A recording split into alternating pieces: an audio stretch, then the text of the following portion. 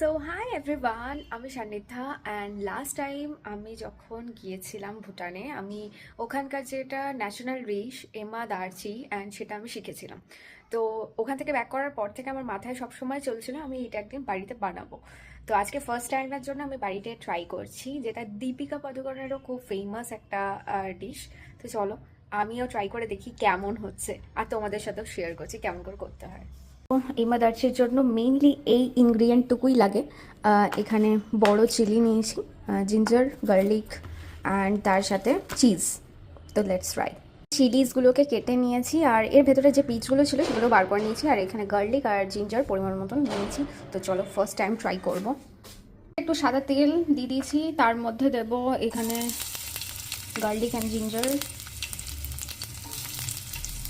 এখানে এগুলো ভাজা হয়ে গেছে অলমোস্ট। এরপরে দেব চিলিসগুলো। তেল খুব কম লাগে, আর দেখো আমি জল দিয়েই পুরোটা সেদ্ধ করছি। ওই প্রথমে যা তেল দিয়েছিলাম ওইটুকুই, দেন তারপরে চিজ দেওয়া হবে। বললাম যাতে খুব তাড়াতাড়ি সেদ্ধ হয়ে যায়, আর এটা ঢেকে দিলাম। এটা অলরেডি সেদ্ধ হয়ে এসছে। অ্যান্ড এবার আমি দেবো এই যে আমুলের চিজ দিয়ে দিয়েছি, পুরো হার্ট মেল্টিং করা মোমেন্ট। তো দেখা যাক। রান্নাটাতে মেন যে ইনগ্রেডিয়েন্টটা লাগে সেটা হলো গিয়ে চিজ, মানে চিজেরই খেলা থাকে। তো চিজ একটু বেশি করেই লাগবে। তো এইটুকু মানে পরিমাণটার জন্য আমাকে 2টো চিজ স্লাইস দিতে হয়েছিল। এবার এটা একটু জল দেওয়া হয়েছে, এটা একটু মেল্ট হোক, ঢাকা দিয়ে রাখি।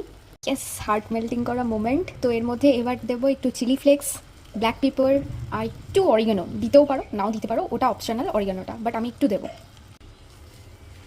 ওগুলো মিশিয়ে দিয়েছি। এরপরে একটু সামান্য মতো নুন আর চিনি, তাই চাইলে অ্যাড করতেও পারো, নাও করতে পারো। বেসিক্যালি ভুটানিজরা চিনি অ্যাড করে না, বাট তোমরা চাইলে করতে পারো।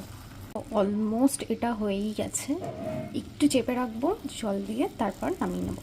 The ema datshi is ready to serve. এবার টেস্ট করার পালা, অ্যান্ড হয়ে গেছে কমপ্লিট।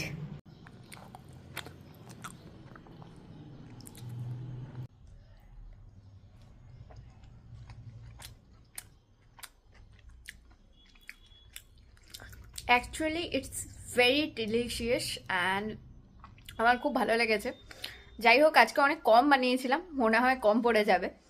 তো নেক্সট টাইম বানালে, ফার্স্ট টাইম বানিয়েছিলাম বলে কম বানিয়েছিলাম, নেক্সট টাইম বানালে আরও অনেকটা বানাবো। আর এটা তোমরা, আমি নর্মাল ভাতের সাথে খাচ্ছি, বাট তোমরা চাইলে এটাকে জিরে রাইসের সাথে ট্রাই করতে পারো, ভীষণ ভালো লাগবে। যাই হোক, ভীষণ সুন্দর, তোমরাও একবার ট্রাই করে দেখো। টাটা।